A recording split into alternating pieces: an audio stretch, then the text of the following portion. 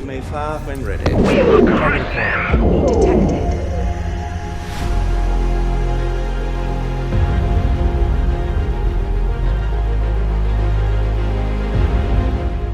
What's going on YouTube? It's Tyler from Mission VR, where it's my mission to bring you guys good quality VR content. So today we are going to be talking about Battle Group VR, and this game allows you to stand at the bridge of an Imperial class Star Destroyer and command a fleet of Star Destroyers into combat against a rebel enemy fleet. But it doesn't just stop there. You can reenact the Battle of Coruscant in virtual reality if that's what you want. You can play as Halo ships, as Covenant ships. You can play as Star Trek ships. This game is only expanding on the level of mods that it allows in the skirmish section, but that doesn't just end there either. It has its own campaign, its own ships, and its own, mission system. This game has a lot to offer, and it's definitely something that if you're into space combat and space strategy on a grand scale, this is something you're going to want to look into. So we're going to go ahead and hop on into this review, but first and foremost, if you guys are not subscribed to my channel, please do hit that sub button. It really helps me out. I'm enjoying bringing you guys the content and having the discussions with you guys based off of different virtual reality things. So definitely hit that like button on this video and subscribe to my channel. Also, check out my social media accounts. I drop some stuff there, and the Discord server is growing nicely as a nice community of VR enthusiasts. So without further ado, let's hop on into our content section.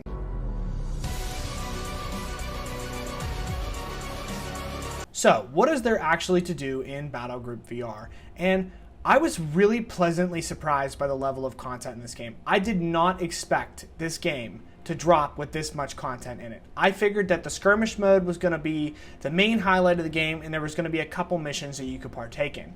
But I was not prepared for a full campaign, and this game does have a full campaign with some rogue-like features to it that really create replay value. And there was a couple times that in the campaign that I actually lost my whole fleet, and I had to kind of start from the ground up. And that really, really drove home the point to me that this game does require a certain level of strategy up until the point where you do eventually have enough credits to basically load your fleet up with all the best ships and all the best weapons. And at that point, it does, get a little bit easier. But the unique thing about the campaign is that it offers a type of strategy to it that really is different. And it allows you to basically, you go on these win streaks, and you have supplies with your ships. And, if you keep going through the missions, you start running out of supplies, and you could be on like a 5 times or, 7 or 8 times multiplier on a no retreat bonus. And this is really unique because it prevents you from, even whenever you have a completely stacked fleet, from the game getting stale. Because realistically, if you go in with a completely stacked fleet into some of these missions with a 9 times, 10 times no retreat bonus, you just come back from the upgrade station, you got a 10 times no retreat bonus, the enemy fleet is going to be much, much stronger than what they would have if they were on a 1 times no retreat bonus. This allows you to not just dominate the field every chance you get, but rather you are going to have to actually use strategy and formations and your different ships' abilities to actually beat the levels. And it does get kind of challenging, especially there's certain levels that just, the enemies just massively outnumber you, especially if you go in, with the later no retreat bonuses, and you are just really swarmed, and you have to use the strategies and the weapons that are in each of your ships to do so. This game has a lot of content there in just the campaign alone. It keeps you coming back for more. You want to constantly be upgrading your ships and changing your fleet composition, as well as leveling up your captains. And the game just has a lot going for it in its base campaign. Now, you get out of the base campaign, you finally complete it. What else is there to do other than just replay the campaign? Well, you already got the best ships. What else is there to do? Okay, well, you have a skirmish mode. And in this skirmish mode, it allows you to really roleplay some of your absolute favorite battles that you've ever witnessed in other video games or in movies. And I've used in the intro, I used the example of Star Wars, but realistically, I am a huge Star Wars fan, and be able to stand at the bridge of a Venator class Star Destroyer or an Imperial class Star Destroyer and engage in Star Wars combat with the actual sounds. The weapons may not be accurate to color, but they sound like Star Wars weapons. So when you're in a fleet battle with the Star Wars ships, it feels like you're actually in a fleet battle with the Star Wars ships. And this game really nails it in that respect, because even when you complete the campaign, you're going to want to keep coming back for, maybe if you've just an hour or two, you're going to run a role play with it. I'm going to take out the Covenant ships this time, with the standard ships that are in the game, or I'm going to go ahead and I'm going to engage in the Battle of Coruscant in virtual reality. And it just offers a lot there, and it just is going to keep you coming back for more. And I've gotten 25 hours on this game of pure gameplay, and I've enjoyed every second of it, and I'm planning on putting plenty more on. And, to get 25 hours out of a game that I paid $25 for, I think that's a pretty good trade-off. There's a lot of times that I'll pay $60 for a game, and I'll barely get 30 hours out of it. So this is definitely a really good game, and the content level absolutely matches the price tag. This has an insane amount of content, and if you're into grand strategy in space from first person, you're going to really enjoy this game.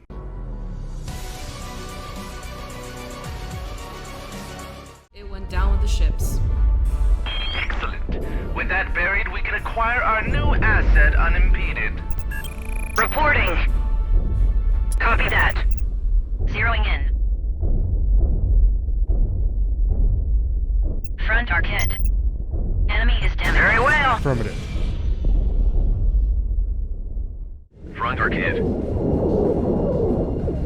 Right Arquette. Repositioning. We are taking heavy fire. Front Arquette. Get me out of here! Front Arquette. Keep pressure. Abandoned ship Arquette is launching strike craft. Targeting lead vector 52. Front Taking Arquette. casualties.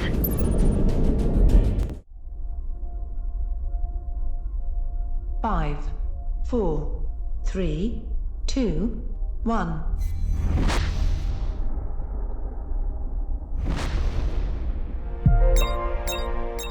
So when it comes to the overall sound design, it's okay.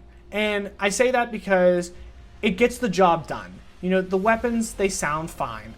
From the bridge, they sound muffled, like they would be, outside and, actually in a vacuum, and the sound is actually coming through the glass. It gets the job done. I think that the sounds of the weapons are probably the highlight of the sound design, because there really is no engine sounds, there's no humming of the spaceship, and I do feel that the voice acting is definitely a little cheesy at times, and it's nothing, too terrible, but it's definitely a little cheesy. Some of the little check-ins you get from your crewmates, I definitely liked that. I thought the ambiance on that was good, whenever they say that they're standing by, they're taking casualties, things along the lines of that. I definitely enjoyed that. And the music overall, I think the music's, it's just okay. I never, I didn't really feel like, wow, that soundtrack really hit me, right there. It really got me in the moment, in the zone there. It definitely doesn't hinder the game in any stretch, but it definitely doesn't, wow, that was amazing, portion either. So overall, the sound design is okay. It gets the job done. There's nothing really to complain about. I definitely don't think it's a bad sound design, but it certainly did not blow me away. So now when it comes to graphics in this game, I have to say that Battlegroup VR does a great job here with the graphics. I really enjoy just the overall look and feel of everything that is around me.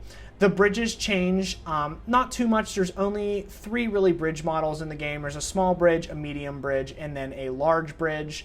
And, I'm assuming that at some point in the future, the developer is going to allow for custom bridges from the modders, which is definitely going to be really cool for, if you want to be on the bridge of like the Enterprise or, just these Star Wars bridges in general. I think that the custom bridges is definitely going to add a lot to the game. But the bridges that are in the game, they do a good job. They don't really hinder you at all. I really like the immersion, and the screen door effect is just really not present in this game. And even when you're looking out at the stars, where certain other games like Elite Dangerous, where you can really start to see some of the fuzziness of the stars, not so much in this game. I did not notice it all that much. The game pretty much keeps you viewing it, and you definitely get a little bit of screen door effect whenever you're looking at ships that are in the distance just because they're moving, but it's really not that drastic. And honestly, I think the graphics did a good job here, and the warp graphics are really cool. They do a great job of whenever you're going into warp and also whenever you're actually in warp and coming out of warp.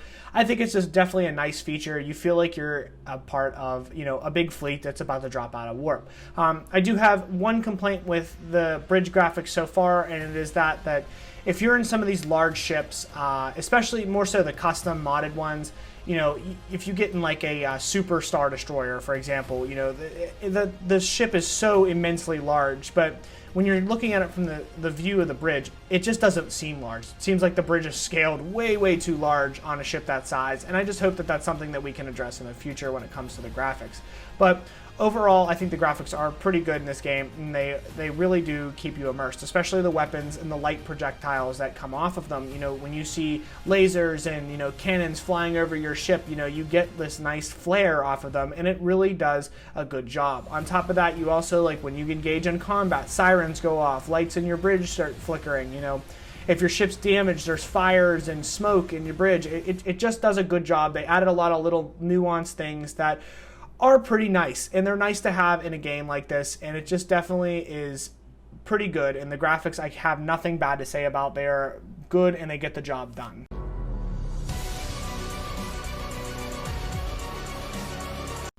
So for the pros versus cons section, first up, I'm going to start with the pros. And the big pro in this game, honestly, is just the sheer amount of content that's in the game. You're going to get a ton of content in this game. You're going to have plenty of hours played on this game. You're probably going to lose your entire fleet on multiple occasions. And that is exciting, honestly. As frustrating as it can be, you know, when you built up, you know, several hours worth of a fleet and, you know, you take it in and you make one wrong move and your whole fleet gets destroyed. It's frustrating, yes, but it definitely creates replay value, and it, you know, allows you to think and, you know, re-outfit your fleet in a different way, or, you know, optimize and re-customize and, you know, pick different weapons or different components, different defensive abilities, offensive abilities. This game just allows you to do all that, and that's just with the campaign mode. And you talk about the sheer amount of content in the custom battles mode. There's just a lot to do in this game, and that is absolutely the biggest pro. When it comes to the biggest con, honestly for me, it's not a lot, but it's just, I felt like there's only four classes of weapons, and, you know, they definitely could expand upon that a little bit. And if not the main game, the modders definitely will. But I think my biggest con is that, you know, when you get to the later ships, the battle cruiser, the battleship, and the dreadnought, you know, there's no big offensive weapons like you get on some of the ships early in the game, where you could turn your whole ship and unleash a particle lance on somebody and do half the health of their ship. And I was really hoping that with some of these bigger ships that you would be able to just absolutely unleash an enormous weapon on them, you know, and that's the characteristics of a flagship, and, you know, that's kind of what this game's toting. So I hope that that's something that the developer expands upon, you know, with some of these later game ships, that you get some big offensive weapons, or at the very least modders can allow, you know, for some big offensive weapons on their ships for just a skirmish mode. But the bright side about this game is that there's so much planned for the future, and that's why the verdict for this game is an absolute must-buy, especially if you're into VR space strategy, because this game is going to really quench your thirst for that genre. This game has got a multiplayer planned, and if, you know, the level of content in the game wasn't enough already, whenever they add multiplayer, it's going to just expand upon it so much more, because you're going to have your fleet versus another fleet, you know, in real-time PvP. It's going to be a blast. This game definitely has so much going for it, and it is definitely an absolute must-buy. Well, guys, that is it for this video. Thank you all for tuning in. Please do hit that like button and subscribe to my channel. I'm bringing a ton of VR content, and I'm having a great time doing it, so it really helps me out. Hit that subscribe button, and I will talk to you guys next time.